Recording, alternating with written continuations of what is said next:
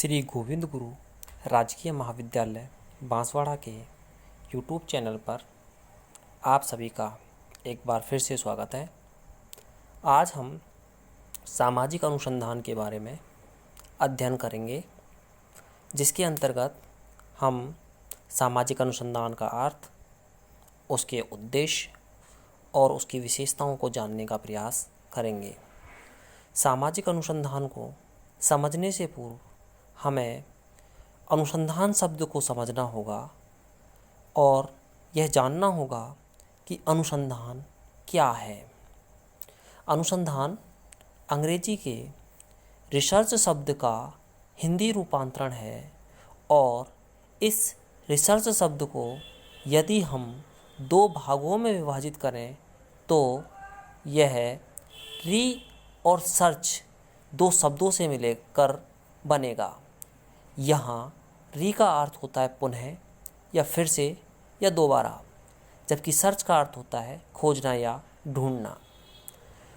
कहने का तात्पर्य यह हुआ कि रिसर्च के अंतर्गत हमें पुनः खोजना या ढूंढना होता है। जो खोज, जो बातें हमारे सामने मौजूद हैं, उन बातों में हमें पुनः यह खोजने का प्रयास करना है कि जो हमने पहले खोजा है वो सही है या गलत। इसके अलावा उनमें हमें कुछ नई बातों को खोजना होता है, इसीलिए रिसर्च किया जाता है। लेकिन जब अनुसंधान शब्द का प्रयोग या रिसर्च शब्द का प्रयोग सामाजिक घटनाओं, समस्याओं या अवधारणाओं को जानने के लिए हम करते हैं तो इसे हम सामाजिक अनुसंधान के नाम से जानते हैं। सामाजिक अनुसंधान घटनाओं के बारे में ज्ञान प्राप्त करने तथा उन घटनाओं की तह तक, उन घटनाओं की मूल तक पहुंचने का एक प्रयास करता है। इस सामाजिक घटना के अंतर्गत हम वैज्ञानिक विधि का प्रयोग करते हैं, अर्थात वैज्ञानिक विधि के द्वारा हम सामाजिक अनुसंधान के अंतर्गत सामाजिक यथार्थ को जानने का प्रयास या खोजने का प्रयास करते हैं। C.A. मोजर ने अपनी पुस्तक survey method of social research में सामाजिक अनुसंधान को सामाजिक घटनाओं और समस्याओं के संबंध में नया ज्ञान प्राप्त करने के लिए की गई व्यवस्थित खोज कहा है। इसका तात्पर्य यह है कि सामाजिक घटनाओं और समस्याओं के बारे में जो ज्ञान हमारे पास पहले से ही मौजूद है, उस ज्ञान में कोई नया ज्ञान हम खोजें तो वह सामाजिक अनुसंधान कहलाएगा। इसी प्रकार बोगार्डस ने एक साथ रहने वाले लोगों के जीवन में क्रियाशील अंतर्निहित प्रक्रियाओं की खोज को सामाजिक अनुसंधान कहा है।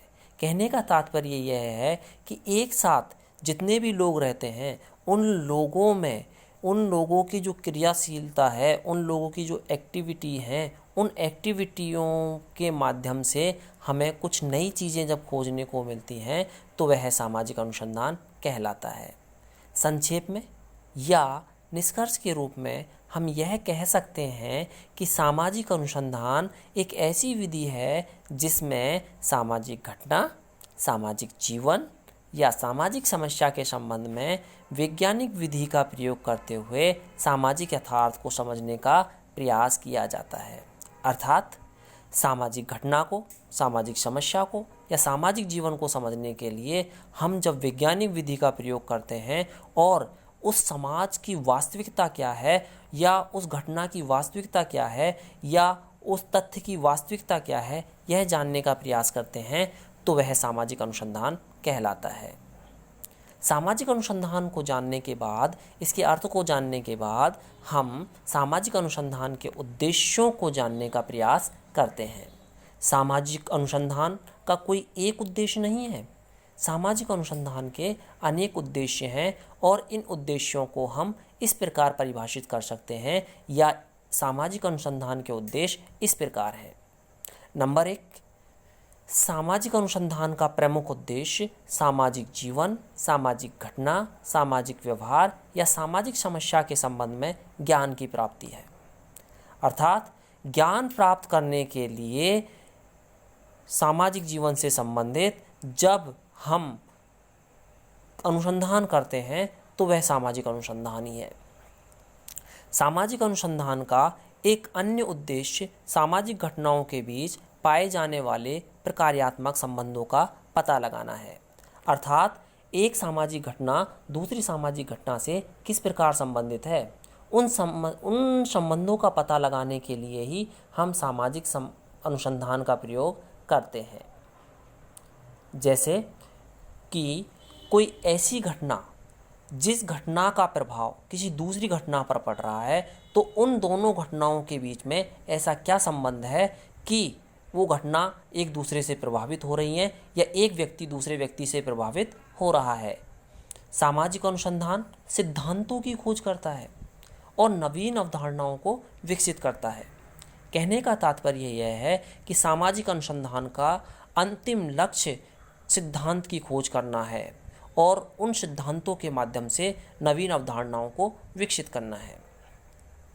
सामाजिक अनुसंधान पूर्व में स्थापित सिद्धांतों का पुनः परीक्षण कर हमें यह बताते हैं कि यह सिद्धांत वर्तमान में प्रासंगिक है या नहीं।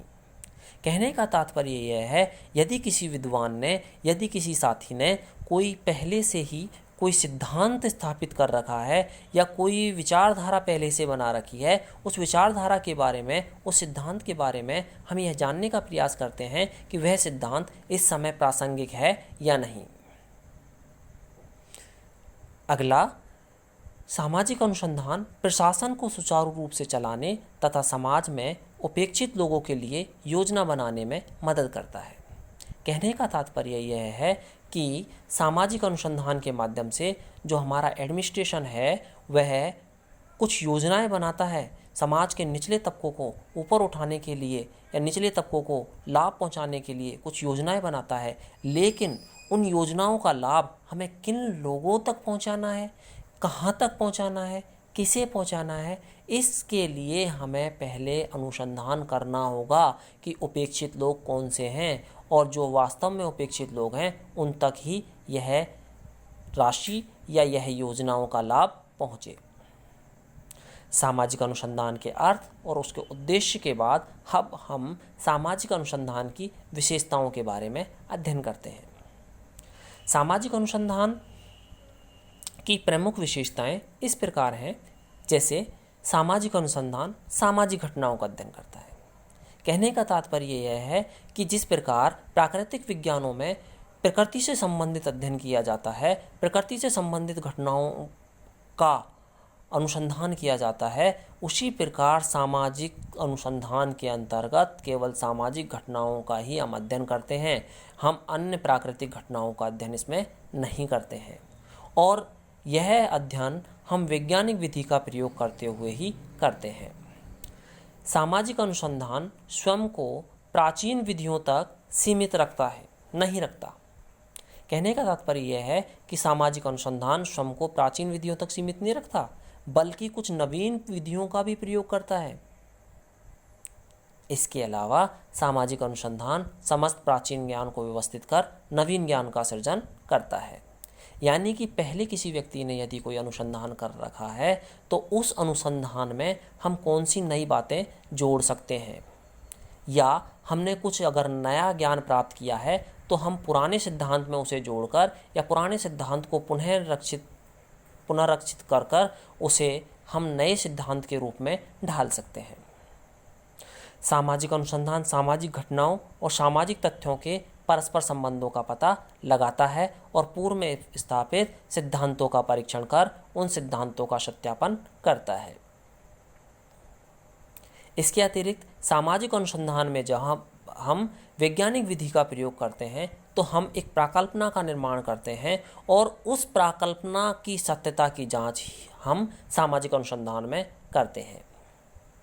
उदाहरण के लिए हम यह जानना चाहें कि सरकारी योजनाओं का कितना लाभ या सरकारी योजनाओं का लाभ सकारात्मक रूप से निम्न तबके तक पहुंच रहा है, तो हमने जब ये परिकल्पना बनाई कि सरकारी योजनाओं का लाभ निम्न तबके तक सकारात्मक रूप से पहुंच रहा है, तो उसके बाद हम उससे संबंधित तथ्यों का एकत्रण करेंगे और बाद में यह जानने का प्रयास करेंगे कि क्या वास्तव में वहाँ तक निचले तबके तक सरकारी योजनाओं का लाभ पहुँच रहा है। अगर मान लो जांच में या अनुसंधान के अंतर्गत तथ्यों के संकलन के बाद यह पता चलता है कि उन तक लाभ नहीं पहुँच रहा है, तो हमारी उपकल्पना असत्य सिद्ध हो जाएगी।